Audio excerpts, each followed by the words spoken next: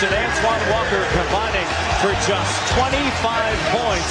The bench sensational in the second quarter, dominating the Indiana Pacers. The Pacers, of course, the 6th seed with 44 wins during the regular season. The Celtics won the Atlantic Division. Time for the McDonald's starting lineups, and we begin with the Pacers. Steven Jackson, Jermaine O'Neal, Dale Davis, Anthony Johnson getting his second consecutive playoff start, and Reggie Miller.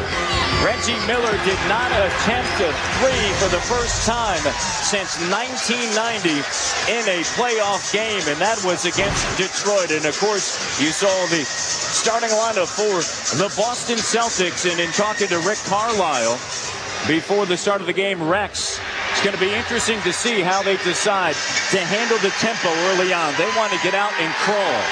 Well, Matt, you're exactly right. I think Anthony Johnson referred to it earlier yesterday, saying they want to make this a turtle's pace. And that's going to benefit, I tell you who it's going to benefit the most, and that's Jermaine O'Neal. Jermaine O'Neal he's not in great shape. He can't help but be not in great shape. He missed the last 20-some-odd games of the season with that hurt shoulder, and his conditioning right now is a big factor. And this is his 6th game back, Jermaine O'Neal. And John, you take a look back, Paul Pierce didn't get his first field goal until the 4th quarter of that game on Saturday night. And so if you're the Indiana Pacers, you look back to Saturday and say, oh, wait a minute, they didn't even have Paul Pierce doing what he can do best, and Antoine Walker as well. Well, the thing that you know also is that Paul Pierce is an aggressive scorer. He's going to come out regardless of how much we emphasize the team play. Paul Pierce is going to be offensively more aggressive than he has been. Walker's going to be more aggressive. And we've got to be able to see whether these youngsters, Rex, can be consistent. They played one game very well, and we're giving them a lot of credit. They've got to be consistent. You can't put too much stock into game ones anytime. Indiana Pacers have a lot of heart. Anytime you've got Reggie Miller on the court, you've got a chance. And I just got to say one thing. I hope Larry Bird fined him for not taking a three. He should never finish a game without taking a three-point shot. All right, we're set. Game 2 action from the Fleet Center. O'Neal and Rafe LaFrentz. Jack Neese along with Joe Forte and Scott Wall are 3 officials. Anthony Johnson playing for the injured Jamal Tinsley. And they miss him desperately. Here's Jermaine O'Neal getting a touch. Shot doesn't go, and Pierce with the rebound. O'Neal's not getting full extension on that shot. He definitely is pulling back on that shoulder. That right shoulder. He missed 22 games because of a turnover. Steven Jackson had a game-high 25 for the Pacers. Here is Reggie Miller. Didn't take long for that three, and maybe that fine was a little bit too deep for the pocket. The fine's just been rescinded. Well, now, they've got to do that. They've got to find Reggie in transition, take their opportunities when they can. The Pacers are going to try to slow this ball game down for the most part, though. Payton. And Miller clears it to Johnson. The good news is that the Pacers are able to slow it down. The bad news is that the Celtics got all the way to the basket and missed the layup. They've got to defend better than they're defending. Turnover. O'Neal gets it back, goes up strong, and he is fouled. One of the things Rick Carlisle pointed out to us, you cannot turn the basketball over. They turned it over 22 times on Saturday night. Well, as you see here, just a careless play by the rookie Tony Allen. Jermaine O'Neal with a heady play, comes up, takes it to the basket strong. I really feel for Jermaine O'Neal, guys. And Coach, he's out there, he's playing on all heart right now. You cannot fast track being in shape, getting in condition when you've missed that many games, especially near the end of the regular season. But he's out there competing. He's giving this franchise a chance. I just really feel for him because he's just not anywhere close to 100%. Well, and being well is not in game condition. Most people refer to being well, but a player's got to get back into condition. Yeah. That's a great point. Injured himself in the first half of a game back on March 3rd in Denver, and the very next day, Dale Davis was signed, and he was in the starting lineup for the Indiana Pacers. Here's Paul Pierce. Drains it. Well, that's kind of bad news also because Paul wants to get back into the scoring. Scorers like to score, regardless of how much we talk about the bench, and you know that. Without a doubt. Paul Pierce, he's a beautiful player in this league, a very effortless player, one of the more talented players we've got in the NBA. He started 0 of 9 from the field in game 1. And as you see, he pops out. Ray LaFrance does a good job feeding the ball, finding Paul Pierce, and Paul squares up. You got to get a hand in that man's face. Ron, a lot of how well the Celtics will do is how well they'll be able to run their half-court offense, particularly if Indiana takes care of the ball. They're not going to get fast break opportunities. 7 on the shot clock. Here's Reggie Miller. Jackson. Steven Jackson drills it from downtown. He was 3 of 4 from beyond the arc in game 1. I'm glad to see Stevie made that shot, but he didn't talk any junk to anybody on the way back down the floor. He did that the other night, his very first bucket. Next thing you knew, it was a blowout. They went in the toilet from there. Don't wake up the sleeping giant. Here's Pierce, another 3. And the long rebound to Davis. It wasn't the start by the Indiana Pacers in game 1. They got off to a 14-4 start, but after that stretch, they were outscored 72-27 over the next 23 minutes. Jackson again. And it's quite obvious what Indiana is trying to do, because even on the Celtics misses, Carlisle jumped up and slowed them down. They're not running on missed baskets. No, they're not. And you know, I've got to say, that's just awful defense by the Boston Celtics there. It's just like a shooting gallery. If they allow the Indiana Pacers to stand out there and you know, lick their fingers and tee the ball up like that, it's going to be a long night. Reggie Miller, as you see here, working the young rookie Tony Allen. Tony Allen's got his hands full, and I wouldn't be surprised to see the future Hall of Famer Reggie Miller get a few of his patented flops in tonight and try to frustrate the young fella. Tony Allen did a superb job on Saturday, limiting Reggie Miller to just 1 of 7 from the field. Hitting underneath, denied by O'Neal with the left hand. With the left hand, that's key. You know, he's going to really protect that right arm at all costs. I tell you what is also key, that Indiana right now has the Celtics playing the pace that they want them to play. Those youngsters had better be able to step the tempo up when they come in. Guys, we got a 13-2 ball game.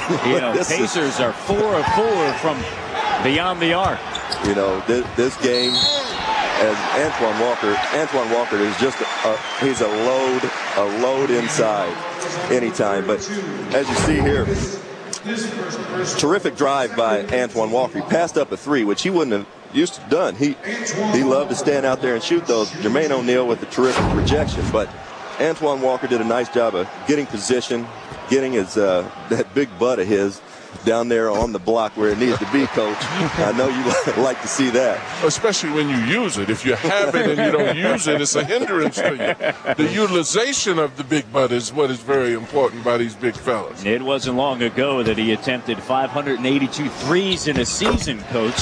Yeah, but that's changed a little bit, too. I think that's why he's back here, because they need inside scoring really on this team, and he's been doing a great job at that. Since his return, the Celtics 18-9, and including game 1, 19-9. Jermaine O'Neal in the circle. The jumper is good. You know, Indiana is really utilizing their two-man game well. Boston's defense is very, very bad right now. They're not recovering, playing. Nice move by Antoine. But the Celtics defense is just very lackluster. They're not making the extra effort. They're not running at guys. They're not making it hard for Indiana whatsoever. During the regular season, opponents average better than 100 points against the Celtics defense. And I think we're talking about exactly what happened in the first game until the youngsters came in and started putting more pressure on the ball. And when the young guys in, they extend that defense and set a different tempo. Tony Allen made a mistake right there and got away with it. He shot the gap on Reggie Miller because he got lost on the screen here. And he just, you never want to shoot the gap on Reggie Miller. That's a fatal mistake. Game 1, 22 turnovers led to 27 points for the Boston Celtics. And a defensive 3-second violation against the Indiana Pacers. And Pierce will head to the free throw line. Pierce, 7 of 9 from the line in game 1, averages 8.1 free throw attempts during the regular season. That was 6th best in the NBA. And his Celtics down 15-7 with 7:34 remaining here in the first quarter. And the Indiana Pacers 5 of 6 from the field, while the Celtics are 2 of 5. Well, and they're playing a style of game that's conducive for the Indiana Pacers to be successful. They want to take their time and run a half-court offense. Jackson all the way to the rack with the finger roll after the steal. Stevie Jackson's done a great job of coming out and giving his team a chance right from the get-go tonight. He's come out on fire. He's playing defense. He's getting in the passing lanes. Very, very active. He has 11 of the 17. He's 4 of 4 from the field. Perfect. Walker over O'Neal, and you know if O'Neal was 100%, he could have contested that. Well, he could have, but actually I believe Antoine went under O'Neal. Antoine not known for his athletic ability and his leaping, but he got up just enough, and there's another bad sign for the Boston Celtics. Well, you got to get out. You indicated it, Rex. You got to get out and put more pressure on the ball. Indiana's having too easy a time of running their half-court sets right now. This is Gary Payton's ball game right here. This is GP from back in the day. Hey, I've had nightmares about that guy and that move right there. For a guy that's 6'2", 6'3", he's got great post footwork and a terrific competitor. Gary Payton loves to post up. Davis finds Miller stripped of the basketball. Walker quickly ahead. LaFrance stop and pop. One and done for the Celtics. Only a good shot if it goes. That one right there. Miller wide open from the corner. You know, Reggie's misses even look good though. I know Doc's going to let him play here. I guess that's why he's over there and I'm over here. But I'd have to get a timeout after that one. I cannot stand. I would not be able to stand and look and watch Reggie Miller tee up three-point basket. Tony Allen, the rookie out of Oklahoma State. Well, and really that's how happening at both ends. Both teams are getting very easy looks from the perimeter right now. But Reggie especially, you're absolutely right. You don't want to let him get free looks. Tell you what, the rookie, Tony Allen, he's frustrated and tired right now, but he's doing a nice job trailing screens at least. LaFrance underneath, and a foul on Davis. With 5:07 remaining in the first quarter, the second personal foul on Dale Davis. Is it another legendary night for the future Hall of Famer Reggie Miller?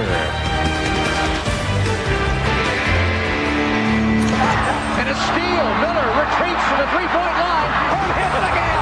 Miller for the win. Miller for three. Oh, he backed it in. Here's Reggie. This case by Captain Taylor. There's been a change of plans. Once I get to work and they see me in action, they'll have a whole list of other reasons to hate my guts.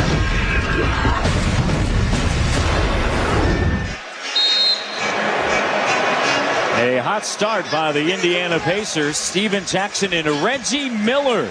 A combined 7 of 7 for 19 points. Well, I just got to say, our D. Lynham, her father, Jim Lynham, who I played for in Washington back a few years ago with the Washington Bullets in the mid-'90s, used to say, you let a guy get going in this league, and you got a damn problem.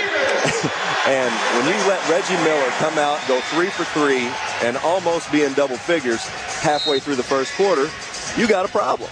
And right now, I don't know what you think, Coach. I'm assuming we're thinking along the same lines, but Boston right now has come out like they blew this team out the other night.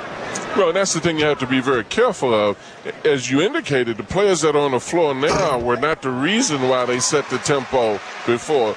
These veterans are the ones that have to step up now. You cannot let Indiana play at this pace if you're Boston, and particularly at home. Boston wants to get up and down the floor. They want to get easy baskets, and as you indicated, off of their defense, they have to be more aggressive.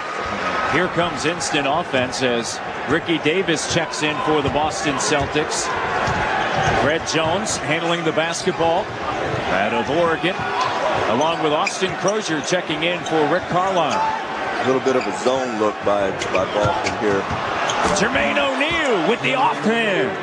Well, that was terrible defense, too. Some help should have come from somewhere because he was trying to prevent him from getting the ball in the post.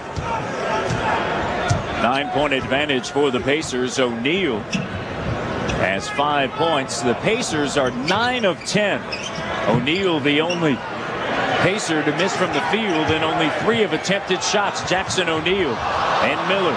Austin Crocier with terrific defense and a nice trap by the young player Fred Jones. Boston's got to do something to wake up this crowd, Matt. They've got to get some energy into this building to help them.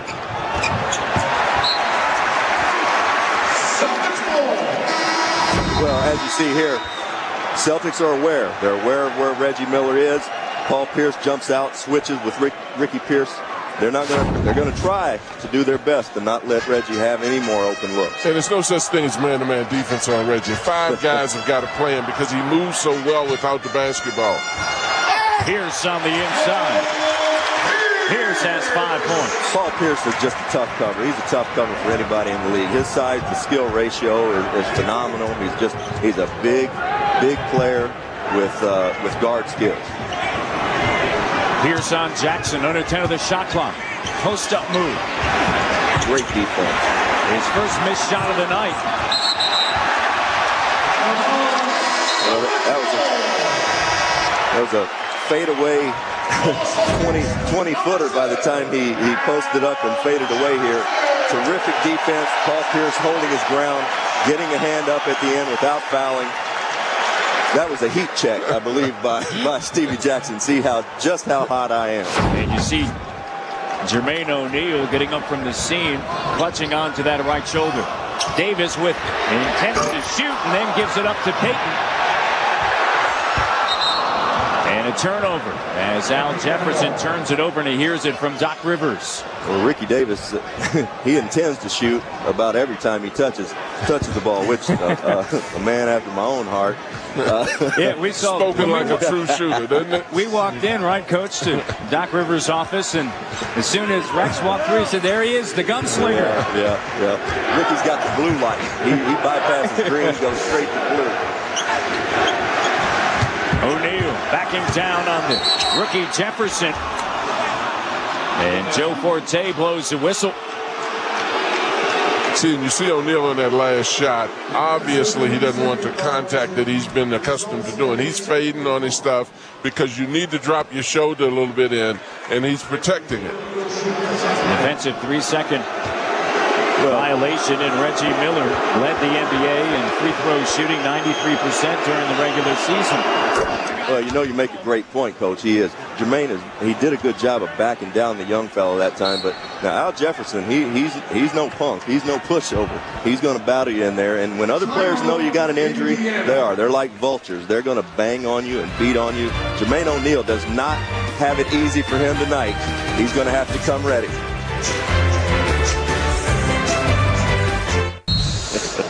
Reggie Miller, one of the all-time greats, 11th all-time in scoring, 25,279 points. And he's as much of a man as he is a player. That's the thing that makes him so special.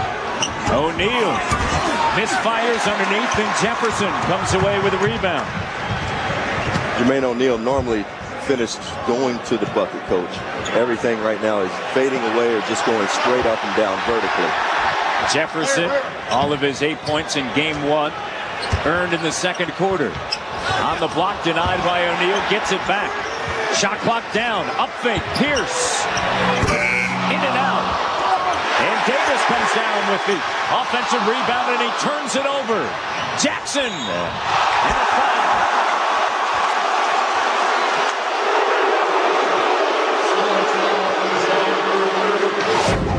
Well, you see O'Neal right here. He's trying to be as aggressive as he possibly can. Now he dips with his left shoulder, but he's not fully extending that right one. But the thing that he's doing, though, is hustling. He's got to use his head more than his body right now because, as you said, Rex, most of the time he's been power under the basket, even though he's not the biggest guy in the league. He did a great job defensively on the other end, forcing the young fella Al Jefferson into a tough shot, blocked his shot, and they did a good job recovering. He's giving him everything that he can give him right now and going to get a little breather. Well, I think the Celtics have taken a sleeping pill right now, and they've got to wake this crowd up. The Pacers have done a great job of taking the crowd out of the game, keeping the emotions from the Celtics. The Celtics want to really get the flavor of the game a little bit higher, a little bit juicier than it is in this building. And that starts on the defensive end. Absolutely. They have to definitely be what they were before, be far more aggressive than they've been. And a foul on Jackson, his first. Well, I believe Doc Rivers heard you guys, and he's coming in with the Energizer Bunny, he hopes, in Marcus Banks. Marcus Banks he really and truly is one of the more talented guys in the NBA. In this stocky, small, fireplug little body, he is unbelievably talented, guys. 6'2", 200 pounds, co-defensive player of the year in the Mountain West Conference out of UNLV. They'll wave it off. That should be a good bucket right there. No continuation. I think that bucket should count. Ricky Davis doing a great job of avoiding the double team. Austin Crocier gave it up, and that's a continuation bucket in this league. Matt, have you ever seen a shooter who didn't think a bucket was good? Never. Not one time. He shoots when he walks in the building, and he wants the call too. And Doc Rivers agreed with it. Of course. Davis at the free throw line, successful. And talking to Doc before the game, he wants Marcus Banks to pick Anthony Johnson up full court. Banks along with Jefferson, Mark Blount, Davis, and Pierce on the floor. Anthony Johnson spills out. Scott Pollard unable to rebound. Blount does.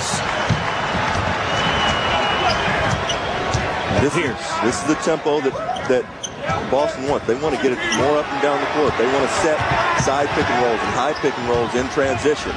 But they want to get this ball game going up and down the court a little bit more. Another rebound for Jefferson. His fourth. Brown on the block. Shot doesn't go, and Fred Jones handles it. Paul Pierce with a great pass to Mark Blount. He just couldn't finish. 8-point advantage for the Pacers. Jermaine O'Neal, 5 points, no rebounds in 9 minutes. Good look underneath. Anthony Johnson misses the layup. Anthony Johnson has got to convert those buckets. He's got what he feels like is a mouse in the house with Marcus Banks down there, and he's missed two at point-blank range. He tried to take him back on the dribble, and that time he tried to rub him off on the cut, and you're absolutely correct that he's got to punish him at that end so that he can't put pressure on him defensively.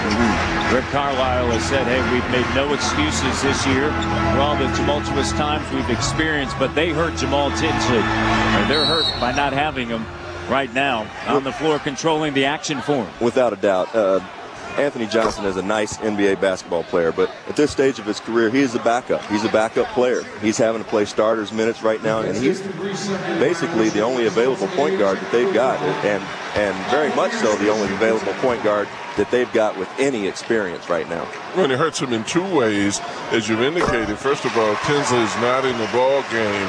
You know, he controls the pace. Indiana wants to cut the clock. They want to be precise, and that creates a problem. It also hurts because the Celtics, the last game, pressured them and put a lot of pressure on them and created a lot of turnovers. Defensive 3-second violation. Banks. Shot doesn't go from the corner. Pierce, another rebound. Here's Pierce. And that'll get this crowd going. That'll get it going as much as anything. Paul Pierce, a guy who comes to play every night. He's a superstar in this league. He's had some tough years here in Boston. He's never complained about wanting out. He's played every practice, every game. He comes to play. And listen to this crowd. This crowd is starting to get involved, and that's what Boston wants. Shot clock down to 5. And a foul. This is the first of a doubleheader on TNT, and coming up following the Pacers and the Boston Celtics, it's the Houston Rockets and the Dallas Mavericks. And of course, in game number 1, Tracy McGrady with 34 points. Nowitzki just 5 of 19 from the field. You got to expect Durkee to come back tonight. That guy's you talk about an assassin. He comes back and he competes. But T-Mac was just phenomenal in game 1. That's going to be a very, very interesting game number 2. And Paul Pierce picked up his second. He's out now, and that's going to be significant. He's going to, I know that they won't want him to pick up number 3 this first half. Larry Bird. And that's a fella that could play a little bit, I would say. I was just disappointed that he didn't get. I always felt like if he had gotten on the weights, he could have been a better player. maybe gotten in the gym and shot some jump shots and honed that jumper a little bit. Maybe he could have been. Smiled could have been a better player. Just smiled a little bit more. Maybe his jump shot would have gone in a little more. But you just talked about one of those guys. Just been an honor and a pleasure to watch him play and how he played the game.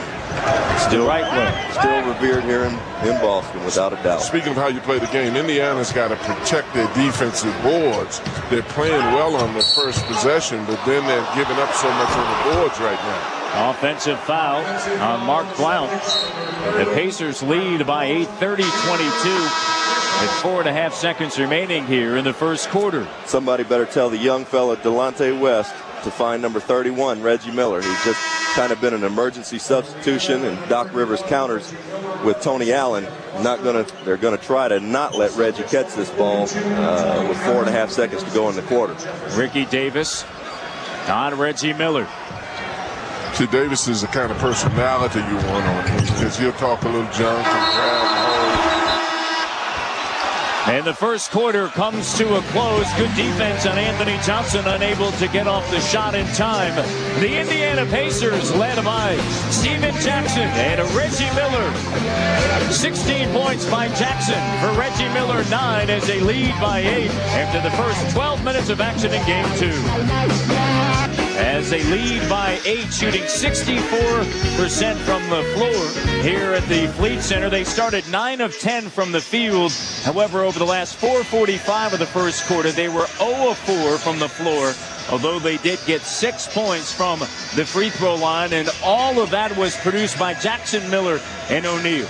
Well, one of the problems that Boston had better watch out for is they've missed 12 shots.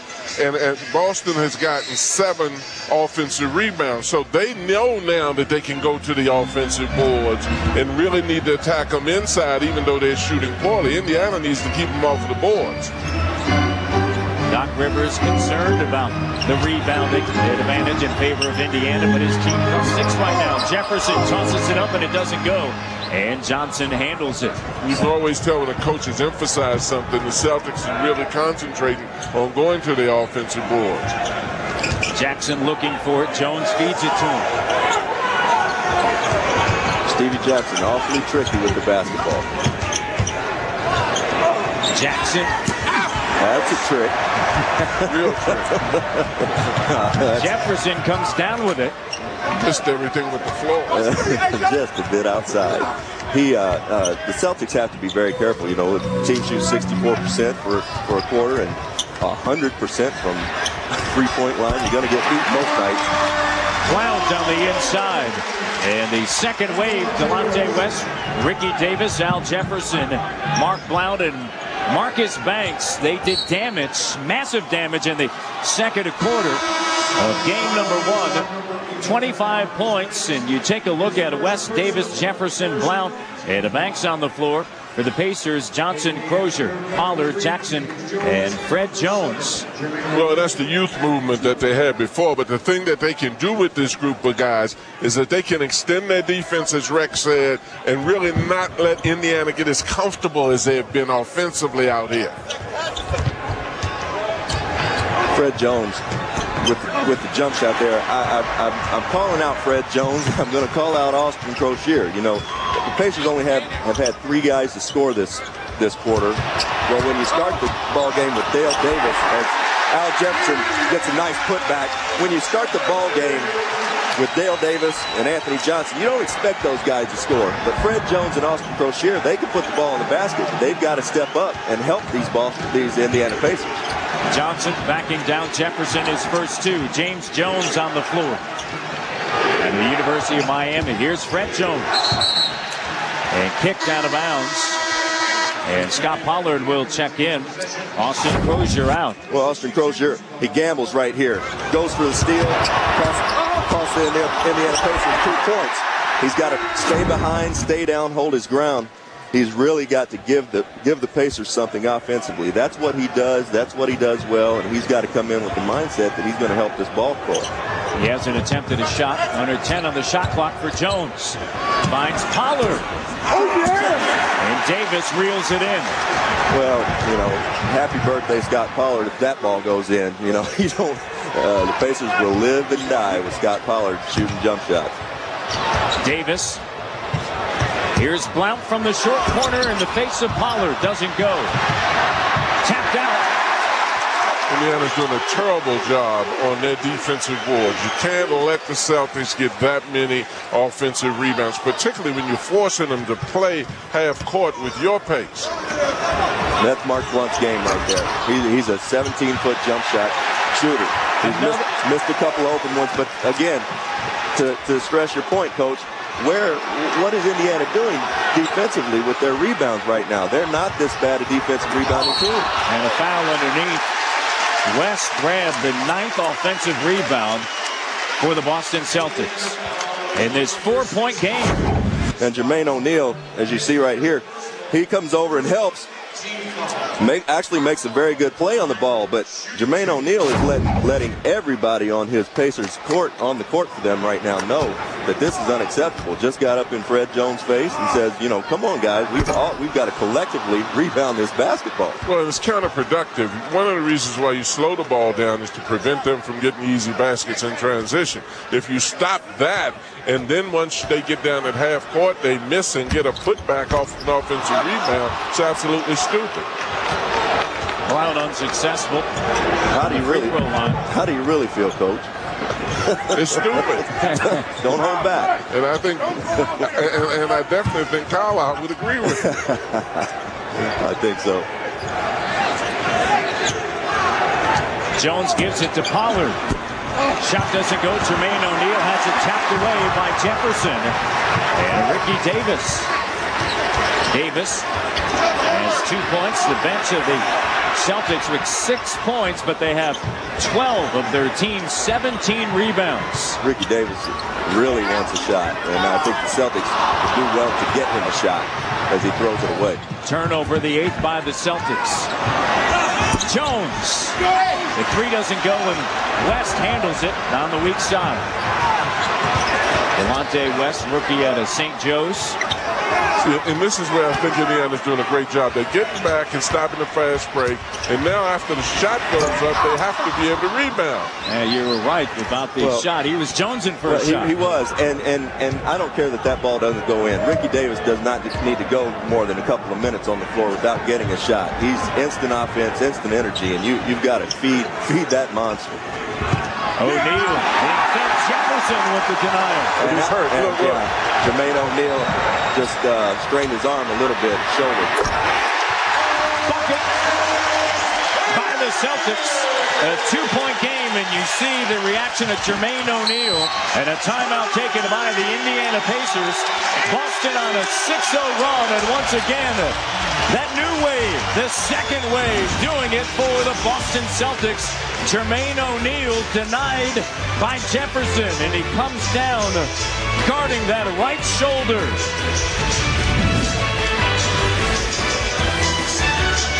NT. Well, in that timeout, Jermaine O'Neal wincing, kind of doubled over, looking in a lot of pain, trying to raise his right arm above his head, talking to the trainer, David Craig. This is going to be the way it is. I mean, he's in pain every time he takes a hit. He is having trouble moving his shoulder. He doesn't have the rotation you or I or he had before his injury, and it's what he battles every time down the court, offensive end and defensive end. Well, as we talked about earlier, Jermaine O'Neal, I really feel for him. He's a guy, he's out there battling, but that's when you have an injury like this, a strain, you get hurt when you have to react. As long as you can control what you're doing, as long as he can control his movements, it's when he gets a situation like when he gets a shot blocked, where he is struggling out there physically right now. And it's all heart that he's playing with, and you really got to credit him. The biggest problem, you don't use your full range of motion because you're afraid to get hurt. The tap by Dale Davis, the first field goal by the Indiana Pacers here in the second quarter, in their first 2 points of the second quarter. It's also, while it's a physical blow to Jermaine O'Neal, it's a psychological blow to his teammates. Well, that's exactly right, because they need him, Matt, on the floor. And he knows that, and that's why he's trying to do the best he can. The young man's being extremely courageous now. Shot clock down. Pierce in the lane with the left hand. It's a 2-point game. 32-30. The Celtics are very smart to penetrate now, because you force O'Neal to play more now. You don't take pity on him now, because going to the basket, he can't even defend in blocking shots. Anthony Johnson left wide open, and he drills the three. And if you notice, Jermaine O'Neal, again, wincing the shoulder, made that cross-court pass basically with his left hand, his left arm. He just winged it across the floor. And that's a very painful injury. You know, not only is he weak and whatnot, it's a very, very painful thing to deal with. Davis saves it. Halfway through the second quarter. Indiana by 5. Johnson just hit a big three. James Jones. Leaner. Doesn't go. Jermaine O'Neal taps it, saves it to Miller.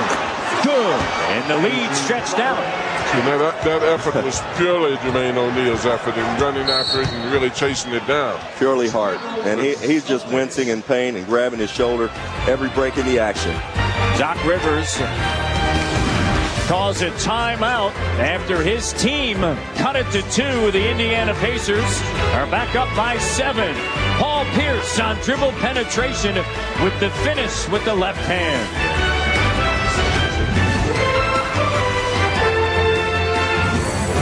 NBA 3, Reggie Miller was just starting his freshman year of high school. It wouldn't be until he was a senior at UCLA that he would have his first opportunity to shoot the 3. He was well on his way to becoming the second leading scorer at that institution. But look how far back behind the 19-foot 9-inch line he would be. I asked him if that was because he knew the line that he was coming to when he got to the NBA. He said, no, not at all. I said, then why so far back? He said, because I could. He could, he would, and he still does. He's made an attempt at more threes in this league than any other player, regular season or playoffs. He does it with such attitude, not unlike yourself, Rex, I'm told. You don't have quite the numbers, but you have kind of the same attitude with the 3-ball. Well, D, I definitely didn't have the numbers, and some would argue I was made of tissue paper. But to put in perspective, Reggie Miller and I were 1 year apart. Reggie came out of college 1 year before I did, and I've been retired for 4 years now. Just tells you what a durable, like I said, Hall of Fame guy he is, and he's just a credit to everybody that's played this game of basketball. The dish from Peyton. Reggie Miller, of course, in his 18th season out of UCLA, 39 years of age, tied for third all-time in the history of UCLA, producing 2,095 points. He was awesome in his production there for the Bruins. And I might say, he's not only played these 18 years, as Anthony Johnson misses the 3, the last 22 games of the season without Jermaine O'Neal, the guy averaged, had a stretch of 20 points a game over the last 22 ball games to carry this team into the playoffs and maintain their position in the East. Shooting 45% from the field during that stretch as Jackson handles the rebound. 5-point game, the Pacers on top. They led by as many as 11. Celtics have not led. You know, you've got to say the Boston bench did the job again when they came in. They until Anthony Johnson made the 3-ball just a couple of minutes ago, they had held the Celtics, or held the Pacers to 1 field goal in a 9-minute stretch. Defense by the Celtics. Peyton to Walker. And he gets the roll, and they're on their feet here at the Fleet Center. And that's what the Pacers did not want to happen. They've done a good job of getting back in transition defense. They have not done a good job in stopping the penetration in the middle, though. Rick Carlisle agrees with you, Coach. Getting the quick timeout. But Gary Payton, one of the best in the business, been doing it a long time. Antoine Walker sneaks it in the bucket. Well, and that's Celtic basketball, getting it out and pushing it, putting pressure on them.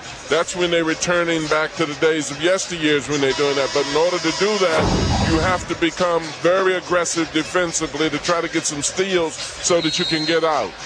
And with 4:10 remaining here in the second quarter, you see Pierce and Walker already 20 points combined in game number 1, 25 points. Receiving word that Jermaine O'Neal has headed back into the locker room. So not good news for the Indiana Pacers. Well, and particularly his presence is as important as his ability, and he realized that. That's exactly why he was trying to stretch it out. Jackson up top. Made his first 4 shots. He's missed his last 2. Reggie Miller. It's a 2, doesn't go. It is the greatest thing in the world watching Reggie Miller tuck his men. I mean, they had about 2 guys trying to pick him up, and he's dipping and dodging and ducking.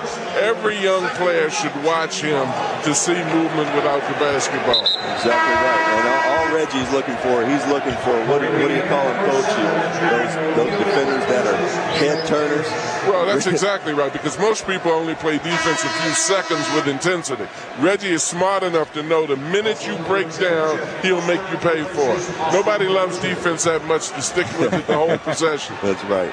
Jeff Foster in for Davis, who just picked up his 3rd. He has that unstoppable work ethic, just like Larry Bird. We came in 2+ hours before the game. Reggie Miller already out doing his thing, and he does it every single game. Well, that's one reason why he's been able to sustain his career. It's not something that you do in the last phases. He's done it all along. The Celtics are definitely realizing the fact that Indiana's inside is soft. They're trying to attack inside by cutting or by penetrating off of a post. They know the defensive efforts are not there. That's usually there when O'Neal is in the game. That's a tough call on Jermaine O'Neal. You bail Ricky Pierce out. Jermaine O'Neal doesn't usually get that call, and he's a little frustrated that he did pick up that foul. Well, and they know that Jermaine O'Neal that we know is not there any longer. And so O'Neal back from the locker room, and he picks up his 2nd.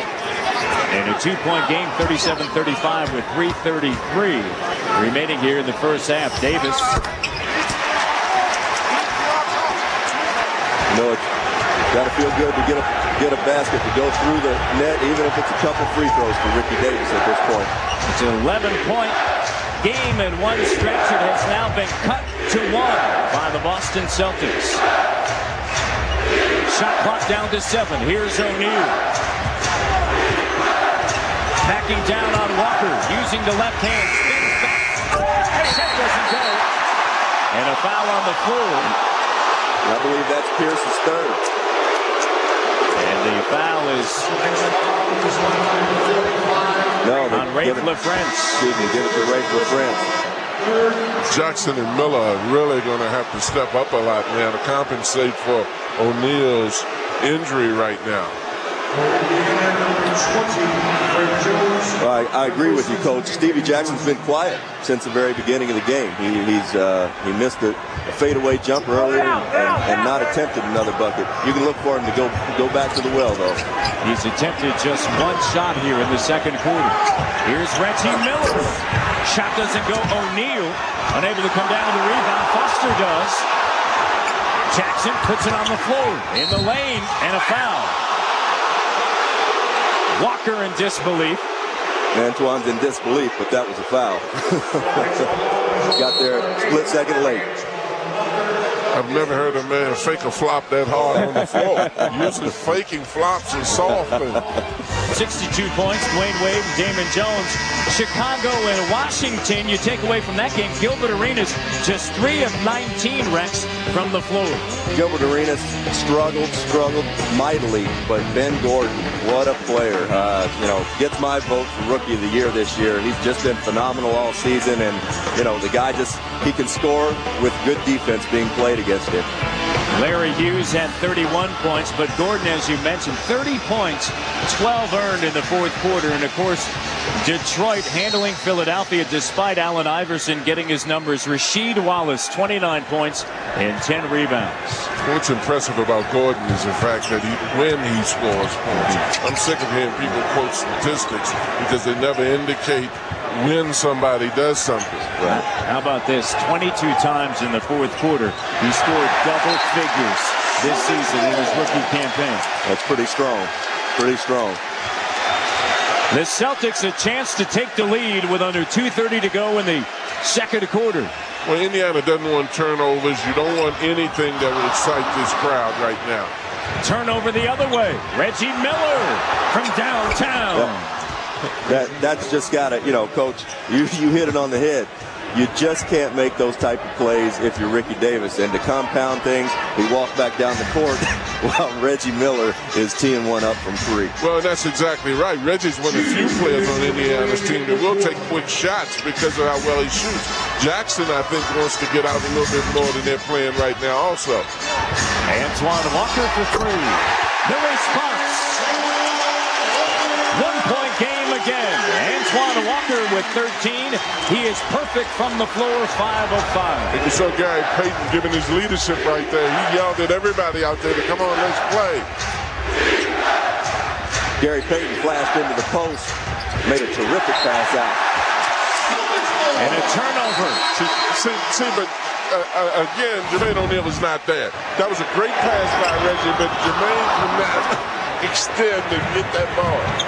Reggie, once again, Ricky Davis turns the ball over, and Reggie Miller teeing it up on the other end. You got to look, I believe, again here for Boston to go to Paul Pierce. Paul Pierce and Ricky Davis. Here's Pierce. Boston is definitely probing to try to get inside because they realize that O'Neal is not as effective inside. So Pierce steps outside now and drills it, and the Celtics own their first advantage. Doc Rivers really wants Paul Pierce and Antoine Walker to play at the elbows. Figures that they are terrific players when they play basketball from the elbows. They've combined for 26 here in the first half. And Miller quiets the crowd with a dribble drive, not a three. You don't see a lot of 39-year-olds can make that move. Why is he retiring? Why is he retiring? And Larry Bird has asked that question exactly. Oh, my God. When you start to think about how he plays, usually when a guy gets older, he becomes more conservative. He doesn't use as much energy. This guy uses more energy in a game than most young players use. Phenomenal. He's just phenomenal. Gary Payton going to the line. Gary's made 2 plays here late in this first half, flashing into the post. He flashed, ball cut, beat his man in, and finds Antoine Walker for a 3-point shot. Goes back down in the post where he's extremely effective for a point guard and draws another foul. So Gary Payton in the post in this first half has been very effective for Boston. Well, and I like his leadership, too, with this group. Doc mentioned it when we spoke to him earlier. Gary's finally found a group of guys that will listen to him, so he doesn't have to be antagonistic about it. He's so good, he works so hard, and now you find him in a situation where he's playing with young, inexperienced players, and he's able to utilize his experience and his knowledge. Coming up on the Verizon Wireless Halftime Report, Ernie, Charles, Kenny, and Magic from our Atlanta studios. Tied at 42. I talked to Gary Payton about coming back here. He said I had to come back because of the youngsters. They listened to me. They idolized me when I was younger. So I have that presence with them. And he's just one hard-nosed, competitive, tough person. Antoine with a tough shot. Here's Reggie Miller in the post. You don't see this a lot. And Tony Allen commits the foul. And Tony Allen, welcome to the NBA. Welcome to Reggie Miller time. Welcome to the playoffs. And that is his second. The former Big 12 Player of the Year out of Oklahoma State had only 2 points in Game 1, but his defense and 23 minutes of work against Reggie Miller was sensational. Miller tonight, though, having one of those evenings, 17 points in 17 minutes. Well, you better get an oxygen tank if you're going to guard Reggie, because he's going to take you everywhere and anywhere. And you can't guard him with one man. You have to have a lot of help from guys that are off the ball, guys that are touching him as he cuts through the middle. And a 20-second timeout taken by the Boston Celtics as the Indiana Pacers lead by 2, 44-42. Reggie Miller has the last 9 points for the Indiana Pacers. And, of course, the Pacers without Ron Artest. Well, you know, Ron Artest he's an all-NBA player, no doubt about it, on both ends of the court. He just gives guys like Paul Pierce fits. Rick Carlisle telling us before the game, you know, he wants to guard the opponent's best player night in and night out. He can guard 5 positions on the court. He's going to guard 1s, 2s, 3s, 4s, 5s. And without him, they're a completely different team, Coach. Well, they're definitely a different team because Ron is the kind of guy that gives energy and encouragement to his teammates. I mean, here's a guy that offensively is missed, defensively is missed. He can guard big, he can guard small. You know, when we talk about all the extracurricular activities, but this is one hell of a basketball player you're talking about. And he gives the team the attitude and the courage and the confidence that they need. I listen to so many fans after the whole incident in Detroit this year with the brawl and Ron being suspended for the year. I listen to so many fans talk about how, you know, well, trade him, get him out of there. Teams wouldn't want him. There's 30 GMs in this league that would love to have him. Fans tell you. And that was an unfortunate thing. We don't want to hop on that, but in the same token, you know, you're talking about a player who had a definite impact on this team with his performance as much as anything else. Walker, shot doesn't go. Johnson sizing it up. Finds Jones. James Jones. Beautiful. In time. Beautiful play. Stretching out the halftime lead to 5. Credit Anthony Johnson pushing that ball up, getting it to Jones, and Jermaine Jones with a beautiful stroke. One of the best looking strokes in the league. James Jones, 23 years of age in his 2nd season out of Miami. And that kind of basket has so much psychological effect. Even at the professional level, you come down just before the half, you want to go into the locker room feeling real good. After Boston took the lead, Indiana ended the first half on a 7-0 run as we send it over to D. Lynham. D? Thanks very much, Matt. Reggie, your team offensively were totally different than game 1. Why were you both so more effective? Well, I think we're setting better screens, and we're running our routes a little bit harder, and we're not down by 25. You know, it helps, but, you know, we got a long ways to go. You know, this building is very energizing for them. It's going to be a tough 24 minutes towards the second half. We just got to stay focused. Can you help Jermaine? He seems to physically be trying to do the best he can, but struggling. Is there anything you guys can do to help along the way? Well, I know Jack and myself have to put the ball in the basket. We can't leave it all to our all-star and our MVP. Obviously, he's struggling. He's given us a lot just to be out here playing. That's what a team is all about. Other guys have to step up. Thanks for your time, Reggie. Good luck in that second half. Thank you. Well, the Celtics have to energize the crowd themselves a little bit. First, you couldn't even tell that it was a playoff game. Now they've got to get this crowd involved, and they've got to step the tempo up a lot more. Well, Rex, you go, of course, at playoff time, and you look on the inside. Well, without a doubt. It reminds me of our counterparts back in the studio, Irvin and Chuck. Those guys, it's fast, it's furious inside. Those guys used to bang like that. Except these guys are 6'10", and 6'11". Chuck wasn't but about 6'4" and a half. But they'd love to be playing in this game. You forget Antoine Walker, 6'10" in there. It's fast, it's physical, and you better bring your lunch pail because these guys are getting it done. Walker and Pierce combined for 26 points in the first half as we take a look at the Jeep game summary and what stands out. Well, what stands out to me is that the Celtics bench points are 10-3. That's what they did the last time. But fast break points, the Pacers have 16 fast break baskets, and the Celtics only have 4. The Celtics dominated in the fast break the last time because they were able to get a lot off of their steals. Also going in the paint. The Celtics are going in the paint because O'Neal is not here. I don't mean literally, but figuratively, he's not here. The young man is not healthy, and the Celtics are smart enough to attack the paint and take advantage of it. Let's send it over to D. Lynham. D? Well, touching on what the coach said, Doc saying that he would like his team's transition D to pick up the 16 fast break points, a lot of them perimeter shots for Indiana. And he said offensively, we have all our guys thinking, it's my basket, it's my basket. We can win at this kind of tempo, which Indiana wants to play, if we share the basketball, reverse the basketball. All right, thank you very much, Dee. And Pierce heads to the free throw line. The foul on Johnson. And Dee makes a great point there, guys. As Doc said earlier, he wants get a good shot at the commissioner. And what a great job he's done over the years, and a class gentleman. But following up Dee's point, Doc Rivers wants this Celtics basketball team. He wants guys to share the ball and get each other shots. He doesn't want them finding their own shots. Trust your teammates. Well, you have to have movement in the half-court sets, too, because if they're not getting transition baskets, you got to open it up so they can penetrate. But you better guard this guy. 20 points. It's one of those nights. 7 of 10 from the floor. Here's Reggie Miller. Peyton underneath. See, and that's another example of them attacking the inside, either through a cut, either through posting, or either through driving to the basket. You're not going to be as aggressive if you're O'Neal coming over to help or coming over to block a shot, because you know that you've got to restrict your arm. Foul on Tony Allen.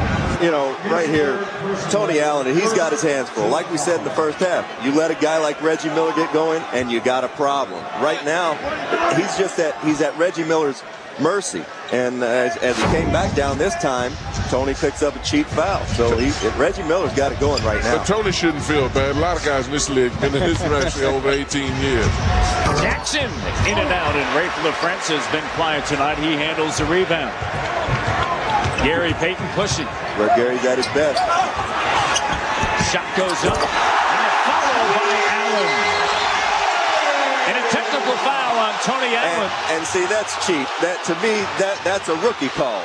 This is a call that you cannot tell me if Reggie Miller gets away with tipping this ball in right here, which Reggie hadn't gotten up this high in a few years, that we've been going the other way.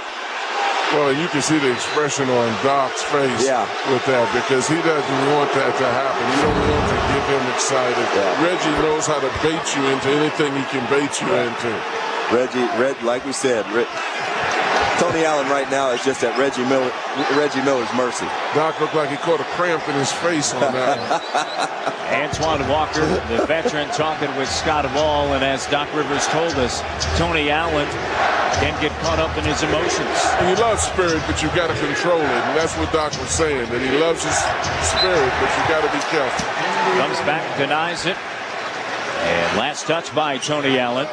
In this two-point game, Reggie Miller tonight, 21 points, and the rest of the team 29. Another magical night in the postseason for Reggie Miller. He is in the works in his playoff career. He averages 21.2, and Miller once again in front of the Celtic bench. I'm going to repeat it again. Excuse me, Brad. Go ahead. What signs did he see that told him that he should retire? Well, like I said, when I saw Reggie push off to get open right there, 2 words came through my mind. Too late. And it was too late the second he made his move. Up in the air and a foul on Reggie Miller.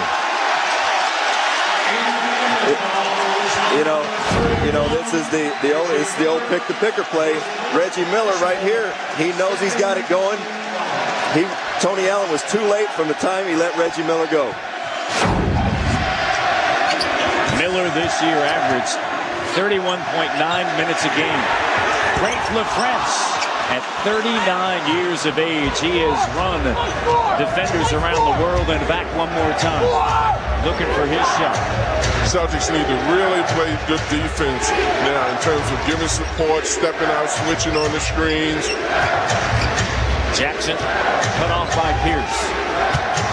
Jackson gives me the feeling that he'd love to play at a faster pace and get more of an open court. Shot clock running down, and LaFrance another rebound. I agree with you, Coach. I believe he can get baited into a faster paced game at the drop of a dime. Indiana's got to be real careful because this crowd is buzzing. You have a tendency to get caught up in the music here. That's a good pass and a great steal by Dale Davis. Anything Dale gives you offensively at this point in his career is icing, but a terrific steal inside by Dale Davis. And his 14th season out of Clemson, 36 years of age, 25 games during the regular season for the Indiana Pacers. Of course, started his career in Indiana. Pierce, and a foul on Steven Jackson. And that's a heady play by Gary Payton to give Paul Pierce. He noticed that Stevie Jackson turned his head for a split second. And gets a hand. He actually did foul it. Fouled the three-point shooter. And that's the second time in this game we've seen that. And Jackson picks up his third, and you were talking about spinning that head around and taking advantage of it, and Pierce does. NBA TV will have Game 2 between Philadelphia and Detroit tomorrow night beginning at 7:30. The Pistons lead the series 1-0, led by Rasheed Wallace and Tayshaun Prince. And Pierce, another free throw attempt coming in this 4-point game. You know, back to Reggie retiring for a second. I'll believe it when I see it. You know, I know his intentions are to not play next year, but you're going to have to convince me. I'm going to have to not see him in a uniform come October. You got to convince Reggie, though. He may get the itch. That's an illegal swing. Johnson shot. Celtic basketball. Great hustle by Anthony Johnson, just tough luck. And, you know, coming down here, the Celtics have got to get something going. They're dying to get up and down the court. They just can't get any offensive continuity going. Look for them to continue to try to milk Paul Pierce, get him involved, as well as Antoine Walker. Well, the game is being played the way Indiana wants it to be played. They're staying close enough. The Celtics need to energize themselves and break loose, help this crowd and get involved. Jermaine O'Neal got away with one there. He just grabbed official Scott Wall, grabbed him by the arm, and that definitely is a no-no. And that's why the crowd reacted. That's a no-no right. That's a no-no right there. That's an automatic technical foul, and I believe Scott will hear about it tomorrow. O'Neal his third. Under 10 of the shot clock. Here's Pierce, has 18, backing down on Jackson. In the corner, Walker, up fake on Davis, driving, runner, no. And O'Neal with the rebound, and LaFrentz runs him over. That's a tough luck foul right there. That's the Reggie Miller school of basketball. It's becoming contagious. Yeah. He saw him coming, he stepped in front of him and fell down. And as you see Rafe LaFrentz, what a difference a game makes. He's not been near the factor he was in game 1. He was 5 of 5 from the three-point line. Jermaine O'Neal denied by Walker. Here's Payton. Miller with the steal. Nice play by Reggie. Jackson swings it to Johnson. And Stevie missed Reggie right there. Reggie was begging for that ball right back. But that was smart on their part, though. They pulled it out. If you don't have it, you pulled it out and took their time. Tough shot with the left hand. This is what the Celtics want to do. They want to get down and create action and excite in this building.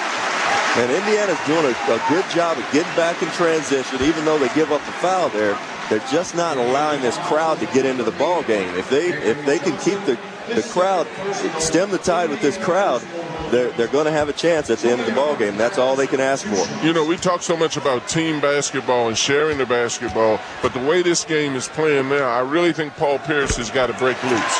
He's got to break loose, particularly because the Celtics aren't getting their usual transition baskets. Paul is probably their best half-court player. He's got to now become more of a star than a team player right now. Johnson picked up the foul, his second. Tony Allen from the free throw line. I agree with you, Coach. Paul Pierce, without a doubt, for Boston, is the one guy who can score against good defense. Tony Allen fighting on the up fake and a foul. I mean, you tell me, what is Reggie Miller going to do with this? What is he going to do with this ball? Was he going to shoot it into the stands over press row?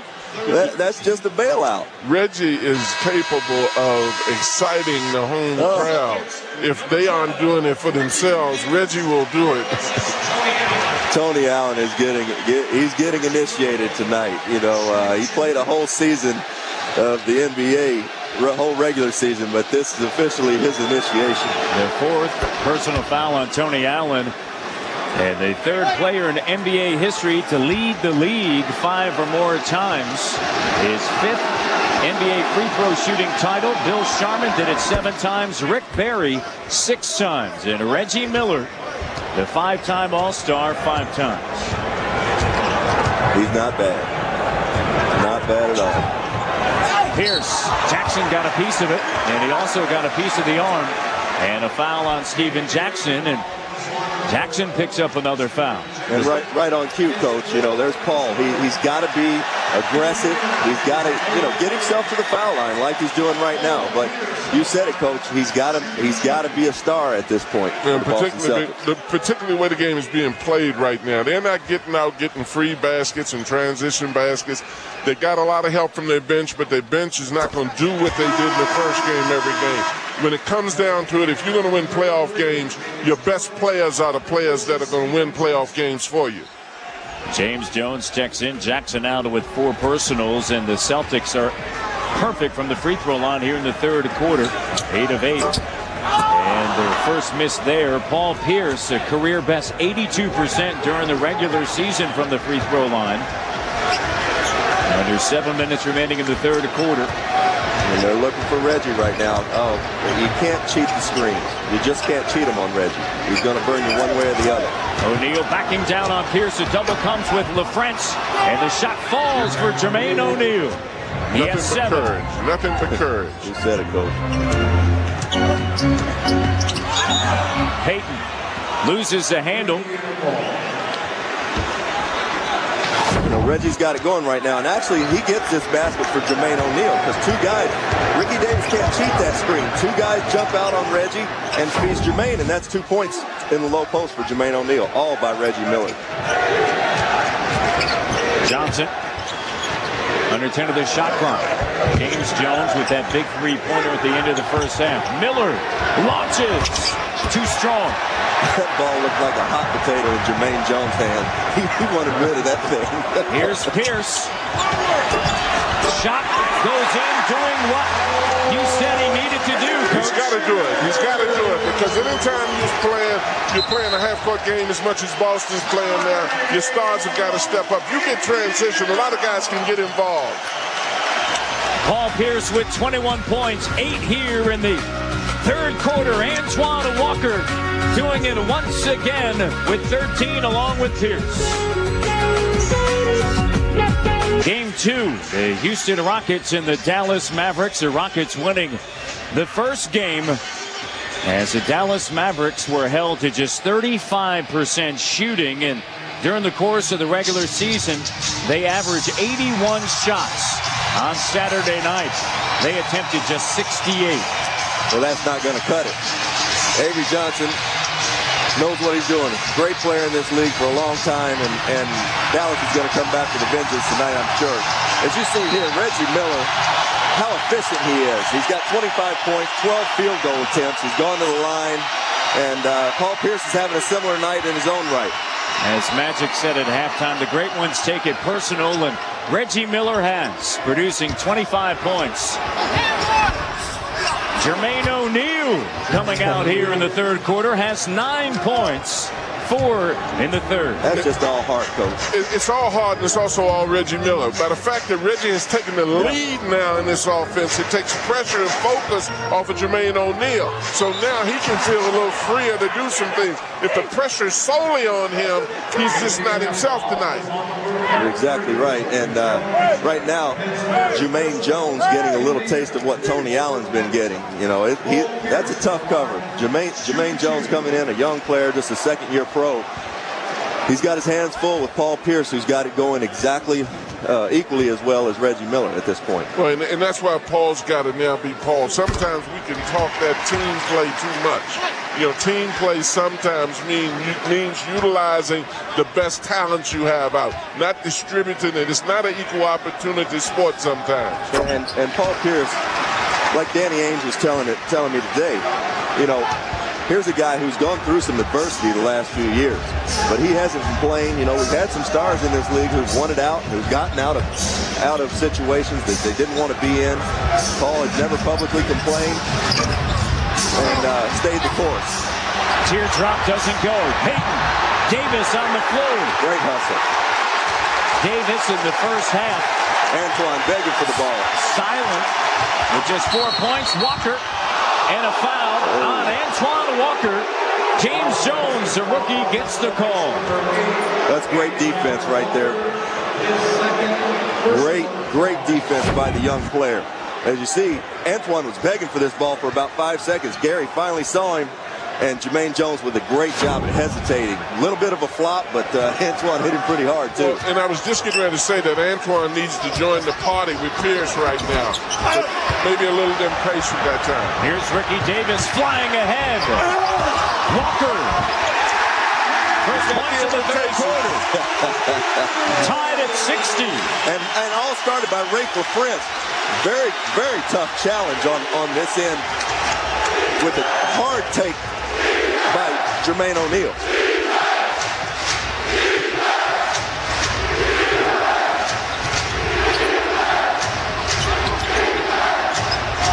Reggie Miller, it's a 2. And he's fouled. Doc Rivers is furious. Reggie got the old okey-doke. He kicked his foot out there and threw contact. I can't tell you how frustrating this is as a defender. Doc Rivers has been on the same end of those with Reggie kicking him as a player as well, so he knows exactly what Reggie's doing. As you see here, Reggie, if you watch, right at the end of the shot, Reggie kick his leg out there and draw contact. Great camera work, but Reggie's the best in the business at it. He's been doing it forever. Oh, Doc is mad. He's trying to tell the official, don't bail Reggie out. But I'm going to tell you something. A lot of guys are called pros. You're looking at one on that foul line, though, ladies and gentlemen. You're right about that. This is a professional athlete. He can get you in every mental, physical aspect of this game.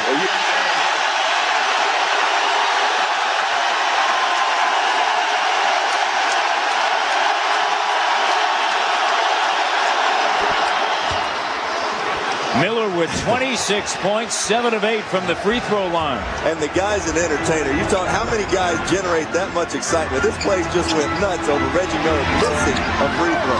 Davis 0-3 from the field. Here's Antoine Walker, thought about it, and then thought better of it. The downside of Reggie is that if the Celtics don't stir the crowd up, he will. 1 point advantage for the Pacers. And they're going to their bread and butter.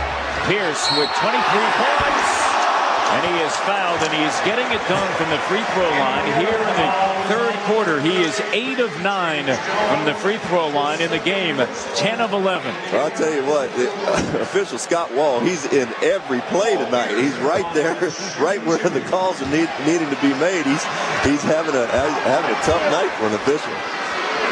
Doing a great job. 24 points after scoring half of that in game 1, and we had talked about Pierce and Walker and the success of the Celtics in game 1. That second unit, the bench, doing what they do, but Pierce and Walker have been here before, and you knew they were going to come out in game 2 and try to take control. Boston by 1. Only the second lead of the night for the Celtics. Jeff Foster on the reverse and gets the call. Scott Wall right there again. But Jeff Foster with a great catch. Reggie Miller, all created by Reggie Miller. Because he's drawing the traffic right now, as you indicated. That's the thing that Pierce is doing at the other end, too, is that what's the use of being called a star if you don't show up in games like this? These guys are the guys that draw the attention. Other players start playing better because they take the heat. They take the weight. Pierce is doing it for the Celtics right now. Now Reggie's doing it at the other end. And here's versatility. You got your 6'10" power forward outrunning your offense. And just by Jermaine O'Neal being out on the floor, he's doing it as well for the Pacers. Walker, O'Neal with the block. Walker staying with it, taps it up and through. Credit Rayford Prince as well, keeping that ball alive. Big tip in by Antoine Walker. Tied at 64, under 3 minutes ago in the third quarter, and a 20-second timeout taken.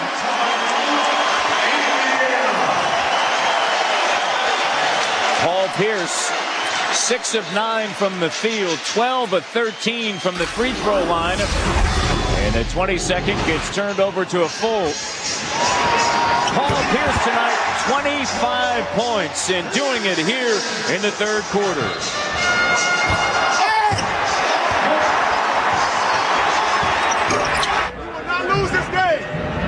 We will not lose this game.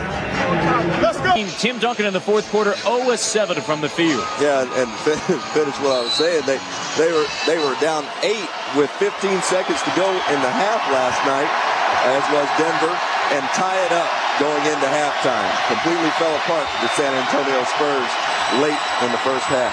Brown on Pollard, under 10 of the shot clock. Fred Jones, James Jones, along with Foster and Reggie Miller. Davis on him. Over Davis. Shot doesn't go as the shot clock ran down, and Pierce with 12 points here in the third quarter, 12 of his 25. We heard Paul Pierce telling his team right at the end of the third quarter, they would not lose this game. Paul Pierce with 28 long. And right on cue, he's playing like a man possessed right now. He's rebounding. He's all over the court, Coach. They say the stars come out at night, but they also come out in big games, and he realizes what time it is. Offensive foul on Scott Pollard. 15 points for Pierce here in the third. Paul Pierce is all over the place. He got a rebound to lead this team into the half court, and then drains a big three-point shot to put them ahead even further. Well, Indiana has to give Pierce the kind of attention that Reggie is getting at the other end. They've got to realize what the Celtics are doing. He's the primary guy they're going to now. Paul Pierce again. The largest lead for the Boston Celtics was 3, and now it's stretched out to 5.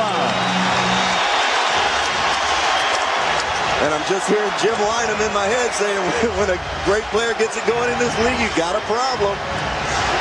Paul Pierce. Woo! Indiana has a problem right now because Pierce has 17 in the third. 30 for the game. Anthony Johnson. Shot doesn't go. Ricky Davis with the rebound and sends it to Pierce. Got to stay on Pierce. You got Pierce. You got to give him some attention. Maybe trap him, force him to let somebody else beat you, because he's got it going now. Down by 5 at halftime. Now up by 5. Walker gives it to Blount. Shot clock down. Jumper no. And Pollard comes down with the board. Under a minute remaining here in the third quarter. Indiana slowing it down. Yeah, and Rick Carlisle giving Reggie Miller a well-deserved break right now. Going to give him a couple of minutes before he gets him back in for the stretch run. Shot clock down to 4. Here's Johnson. Foster back up top. And Rick Carlisle telling him to settle it down. See what Anthony Johnson does here. He's got Antoine Walker, power forward, guarding him up top. Using the clock. Been calling on Fred Jones to give him something. Runner doesn't go. Shot clock turned off. Payton into the front court, and they'll hold for the final shot of the third quarter, and the Celtics by 5. And Paul Pierce is at his best right here, and he can ISO out front. He's got a lot of jump. Pierce already with 30. Pierce. And a grand exhale by the fans here at the Fleet Center after the miss by Pierce at the end of the third quarter. However, Paul Pierce, 17 and flying high in the third quarter. Paul Pierce with 17 of his team's 27 as we begin play in the fourth quarter. The Boston Celtics looking to go up 2-0, trailed by 5 at halftime. The Pacers looking to go home with the split. They'll have to work their way back in. Very good defense by Mark Blount there. as Doc Rivers told us before the game, they're going to try to front every post up, look for help on the weak side over the top. You know, Steven Jackson's got to get involved in this offense with the Pacers right now. Reggie's playing extremely well. O'Neal is injured. Jackson had 16 in the first quarter, but since then he hasn't done anything. He hasn't added to that total. In fact, he's only attempted 2 other shots outside of the first quarter. 4-7 for the game, 4-5 in the first quarter, Coach. Well, and that's what I meant when I say he hasn't done anything. I don't care if he misses, but he's got to get involved in the game. Here's Banks. And Jackson comes down with a rebound. Jackson along with O'Neal, Miller, Dale Davis, and Anthony Johnson. And Stevie Jackson got a perturbed look on his face, like he's wondering why he's not in this offense. So he's got to get himself involved. Johnson on dribble penetration. And I think he would prefer more of a transition game because he has those kind of skills. But he also has half-court skills, too. He does. And, you know, when you're not getting your number called, Paul Pierce is such a tough matchup when he goes down low. But you know, Stevie Jackson's got to do this. He's got to get rebounds. He's got to get himself involved, go to the offensive boards, get some steals, get the passing lanes. But he's got to make himself, he's got to take some pressure off of Reggie Miller and off of Jermaine O'Neal. Slaying the ball toward Anthony Johnson. Yeah, he's frustrated that they've got him lifted, ISO'd weak side right now, what we like to refer to in the parking lot. He's lifted, he's weak side, and they're letting Reggie and Jermaine play on one side. He's a little frustrated. Under 10 of the shot clock. Here's Miller. Gives it up. Jackson. Walker. Delonte West along with Davis, Blount, Pearson, Walker for Doc Rivers. Mismatch right here. Better send help. Here spins inline. 32 for number 34. You better send help. Paul's a man down there. Reggie's got some skills, but post defense is not one of his better attributes. And the Pacers have to give him the kind of attention that Reggie was getting. You've got to trap him. You've got to mess with him a little bit. Force other people to beat you. Davis quiets the crowd with a jumper. And 6 points tonight. And happy birthday, Dale Davis. Did you see Walker's look on his face? He said, not that. That's the least shot he expected him to make. And an offensive foul on the Boston Celtics. Big night for Walker and Pierce. Antoine Walker stepping over, helping, getting a beautiful steal, giving the Celtics an opportunity, and Paul Pierce. This is just torture chamber right here. As you said, Coach, Indiana's got to do a better job sending help to Reggie Miller in that instance. Foul on Davis, his third. Dale Davis just walked. He took about 4 steps. Reggie Miller unable to connect. West trying to get it away from Jackson. Ahead to Antoine Walker in the lane. Gives it up. Great look to Blount. And it gets the roll. Sharing the basketball. And that's Celtics basketball right there, folks. Penetrating, giving it up, hitting the open man.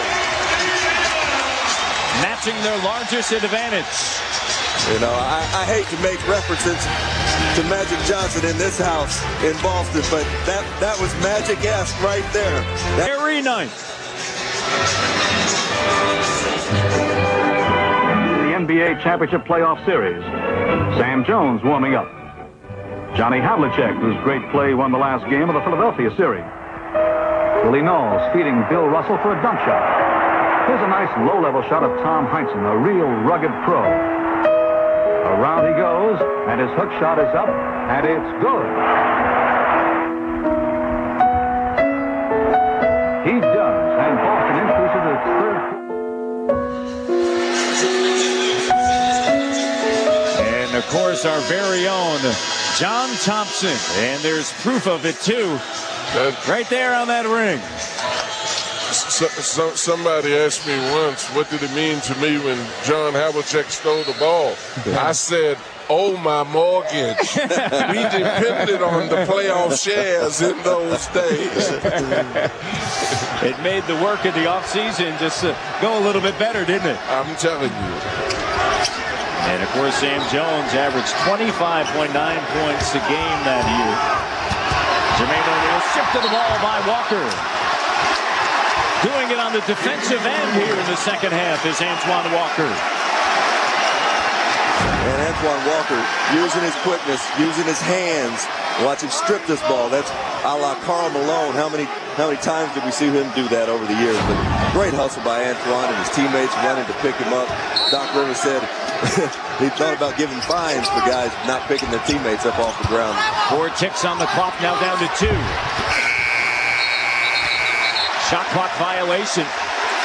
And we talked about it in the first half, Coach.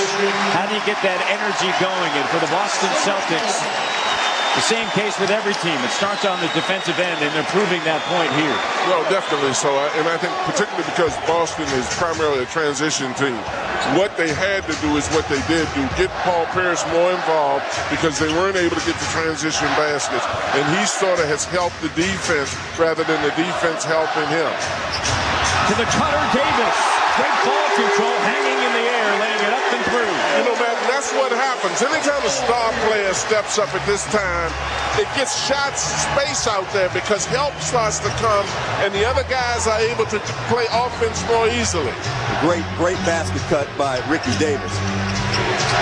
7-point advantage by the Celtics, their largest lead. Jackson denied by Davis, gets it back, denied again. They're on their feet here at the Fleet Center. Ricky Davis, huge. 2 huge blocks on Steven Jackson. See, and that's also what Davis brings to this team. Other than his offensive energy, defensively, he is quite good. I mean, and this is he's just out there moving his feet, being a nuisance. All ball, could have given up, comes back, all ball again. And Paul Pierce, he just demands so much attention. Ricky Davis, somebody turned their head. Ricky Davis ball cuts, layup, bucket. Indiana has got to do a better job. Got to pay more attention. Well, and that's what happens. Anytime a starter team gets the ball on offense, you have 10 sets, you have 10 eyes looking at him, not sets, looking at him because they want to give help. Then a cutter can come from anywhere and get an easy basket. Davis turns it over, looking for Blount on the block. Right into the hands of Miller. Delonte West doing a very good job of crushing Anthony Johnson. And a foul. And it is... This is on Ricky. Ricky tried to run through a screen here. And, you know, Jermaine O'Neal is frustrated by Ricky trying to bowl through the screen. But you know what? You've got to do that. You've got to do that to those screeners. And, you know, again, he's going to take his shots. They're all going to take their shots at Jermaine O'Neal. But Jermaine O'Neal will not set that screen as hard the next time he goes down there. He'll shy out of the way a little bit. The 4th on Ricky Davis. I like the way Davis handled that, though. He didn't get caught up in it because he can do that. Yes, he can. Here's Johnson. Jackson from beyond the arc. Shot doesn't go. He has yet to make a shot since the first quarter. It is Indiana basketball. His toe just touches the line, I guess. But terrific hustle. Monte West, the rookie. In the backcourt with Jameer Nelson, and what a great run they made a year ago for St. Joe's down in Philadelphia. Celtics are doing what happened? Davis on the floor. O'Neal throws it off of Blount. There's 7 minutes remaining here in the 4th quarter, and this game certainly being played at the pace that the Indiana Pacers like. But the Celtics behind Paul Pierce and the defense of Walker taking control. Reggie Miller needed someone running at him. He was too open to make that shot. Those are the toughest ones to make. He is 0 for his last 6. Jackson is 0 for his last 7 after both of them carried the Pacers in the first quarter. Celtics are doing a lot better job in the half-court defense, fighting over screens. Davis' shot doesn't go, and Pierce handles it. And a foul. It's on Reggie, and you hear the crowd reaction. His second. Good rebound by Paul Pierce. Reggie just comes over the top. Got a lot of ball there, but raked his arm on as he swiped down. They've done a good job closing out on Reggie, getting a hand in his face. He's missed his last 6.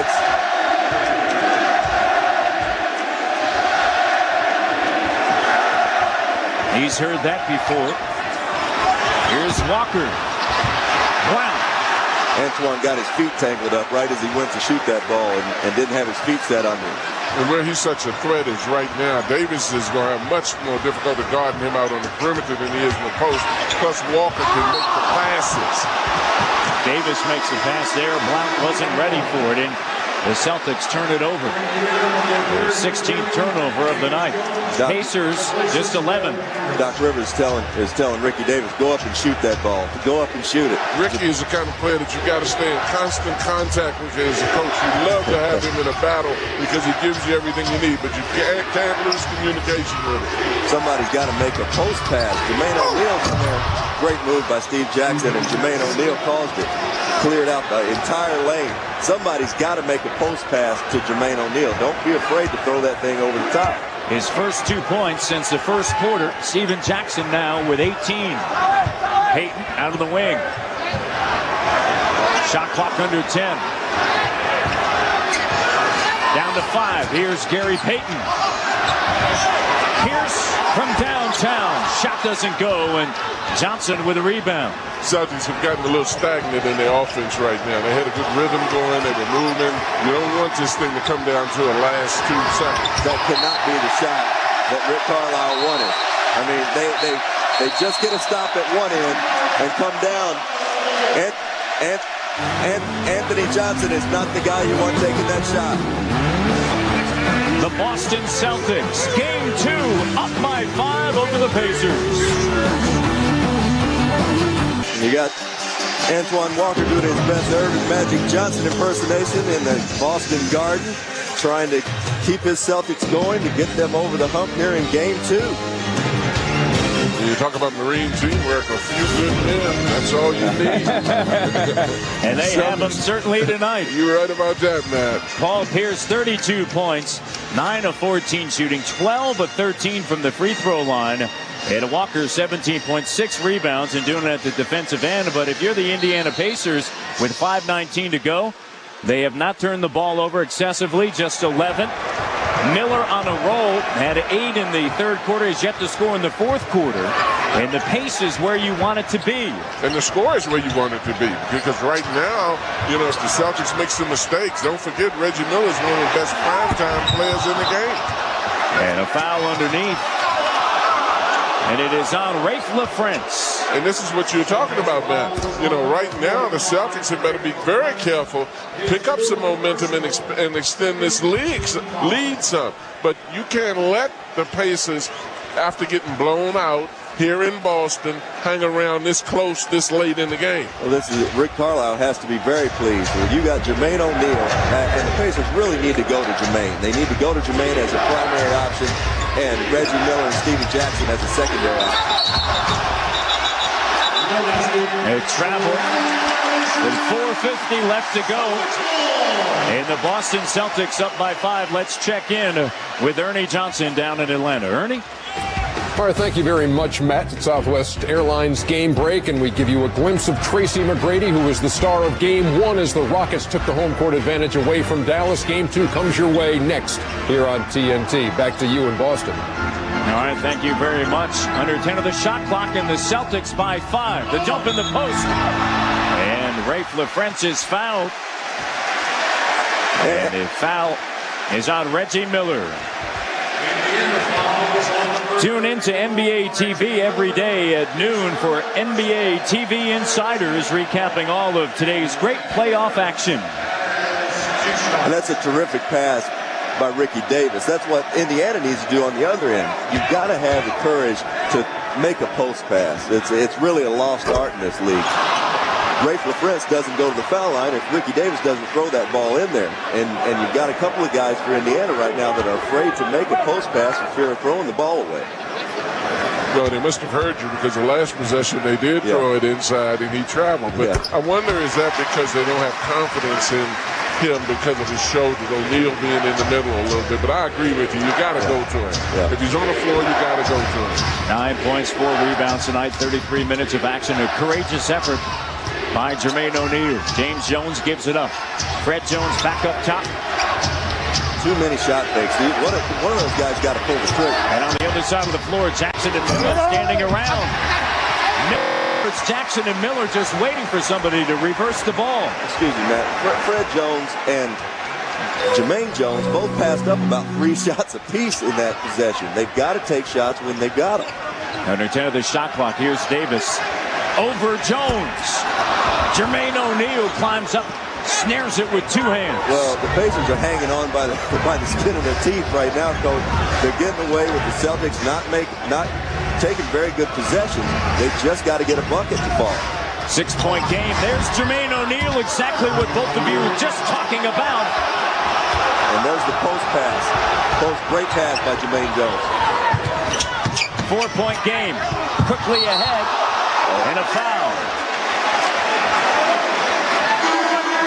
Rick Carlisle is furious. Feels like that Paul Pierce was completely bailed out. And you have to give Jermaine O'Neal credit on this because he still wants the ball and he's still staying active even though we know that he was injured. He might have warmed up some too. You think about the restrictions that he had in terms of being able to use his shoulder, but as the game is going on, he seems to be a lot looser and gotten more extension on his arm. And adrenaline. Adrenaline's something else, Coach. You get that stuff going. And playoffs have healed a lot of players. Sure have. Especially the great ones. Jermaine O'Neal in his 6th game back since injuring his right shoulder on March 3rd at Denver. Pierce, shot doesn't go. Fred Jones can't handle. But it's Indiana basketball, and over the last 5 minutes, Indiana has scored 4 points. Boston just 1. And Boston's letting these guys hang around. They're getting too close. Score a couple of baskets right here, and then the whole climate changes in here. Jackson, the dish to O'Neal, and he's fouled. Jermaine O'Neal, the 4-time All-Star, will head to the free throw line. That's a terrific pass by Stevie Jackson.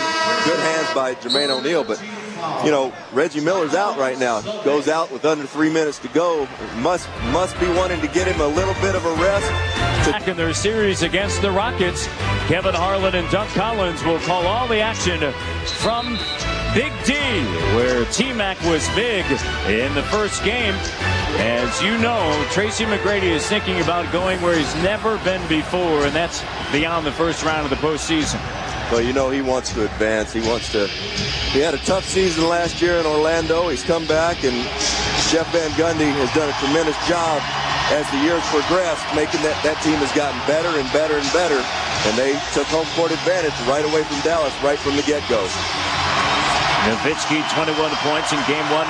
Michael Finley with just 5 points. He was 2 of 8 from the floor.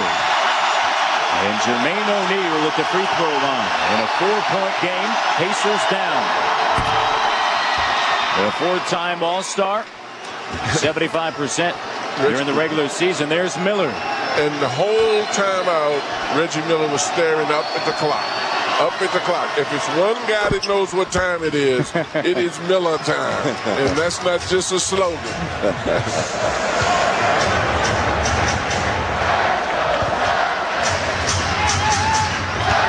Pierce. Here's Walker in the lane with the hook. A running hook by Antoine Walker. Lovely is right. Antoine quicked him. He didn't give the shot blockers time to get up there. Terrific move.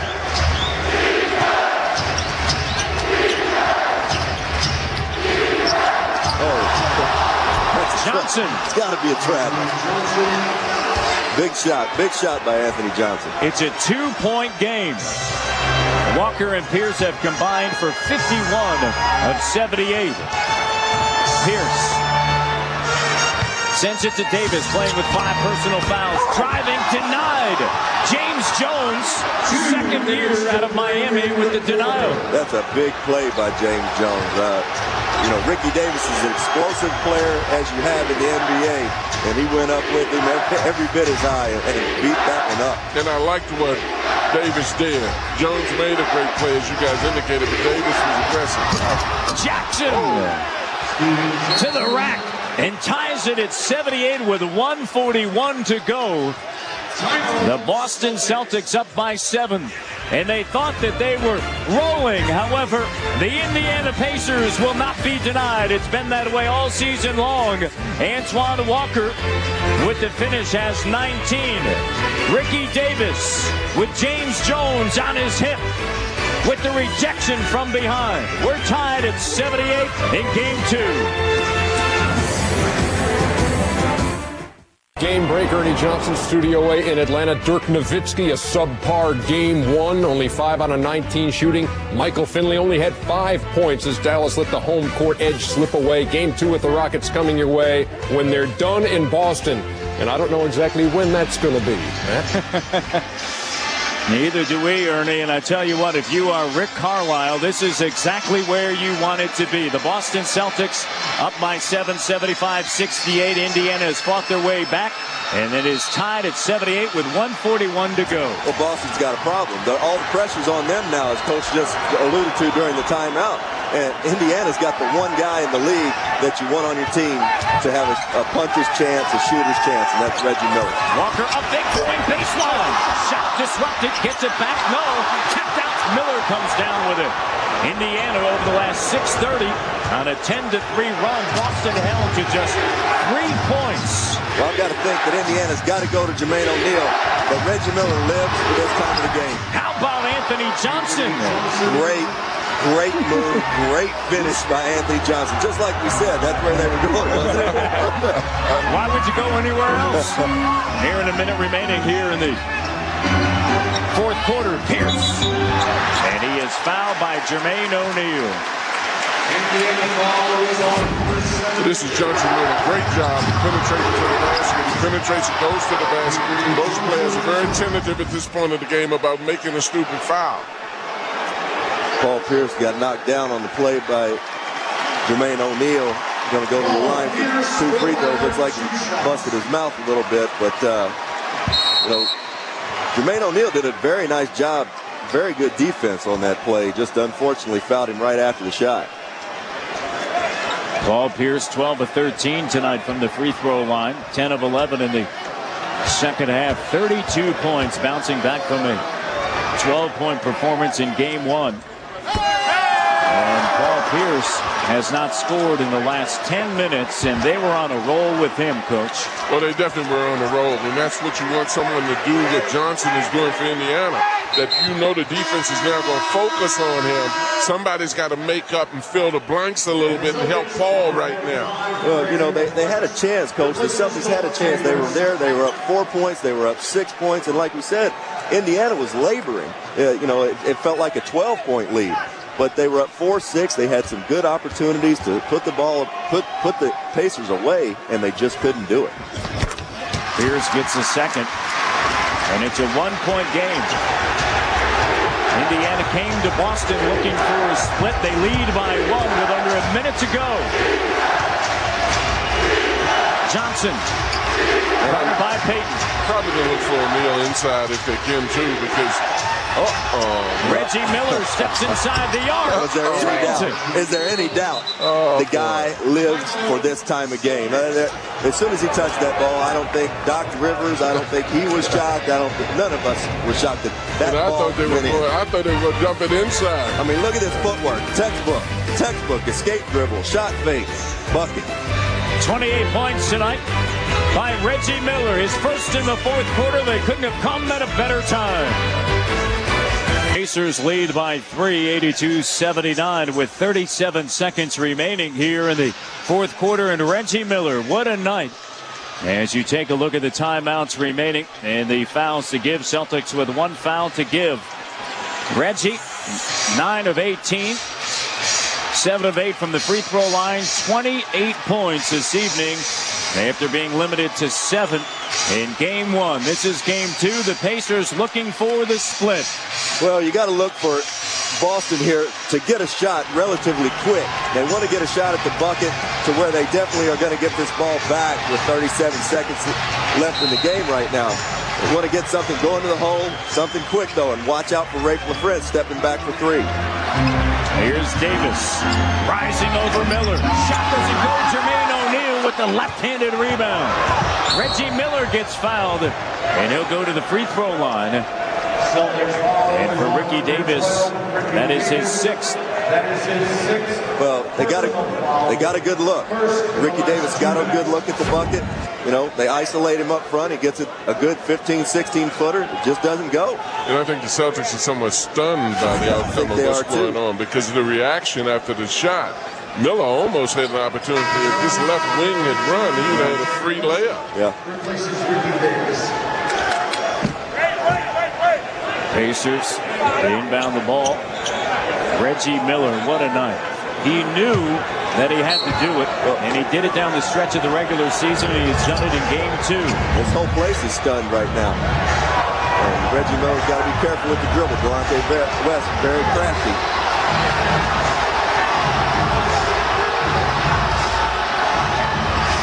6-second differential game clock, shot clock. Here's Johnson, picked up by Payton. Down to 3 to 2 on the shot clock. Anthony Johnson.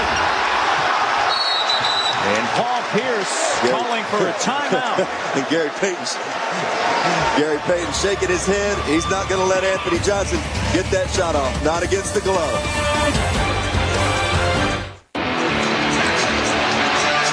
Reggie Miller doing it once again. This Indiana Pacer team has been so resilient through all the turbulent times this year. And a timeout taken by Indiana. Pacers have missed 435 games due to injury, illness, or suspension. And they are seconds away from leaving town with a split. 5.4 tenths of a second remaining. Indiana by 3. And Rex, what do you do here? Well, we were just talking. I'm a fan of fouling here if you're Indiana. Fouling immediately and putting Boston on the free throw line. Don't let them raise their hands to shoot a 3. Pierce does. Shot doesn't go. Johnson dribbling it out. And the Indiana Pacers even the series at 1. The Indiana Pacers win it 82-79 behind another brilliant performance by Reggie Miller with 28 points on 9 of 18 shooting. And what a courageous night for Jermaine O'Neal with 13 points. Indiana